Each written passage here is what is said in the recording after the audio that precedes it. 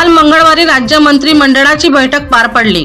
मात्र या बैठकीत विकास निधीच्या वाटपावरून राज्याचे उपमुख्यमंत्री तसेच वित्त मंत्री अजित पवार आणि ग्रामीण विकास मंत्री गिरीश महाजन यांच्यात खडाजंगी झाल्याचे समजते।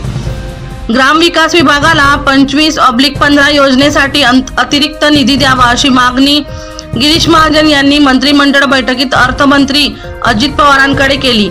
मात्र यानंतर पैसे कोठून आणू, आता काय जमीन विकायच्या का, अशा शब्दात अजित पवार यांनी महाजन यांना सुनावले।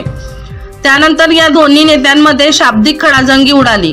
विशेष मुख्यमंत्री एकनाथ शिंदे आणि उपमुख्यमंत्री देवेंद्र फडणवीस यांच्या समक्ष या दोन दिग्गज नेत्यांमध्ये रंगलेल्या शाब्दिक युद्धामुळे कॅबिनेटमधील अन्य सदस्यही अचंबित झाले। त्यानंतर गिरीश महाजनांनी अजित पवारांना पुन्हा घेरण्याचा प्रयत्न केला।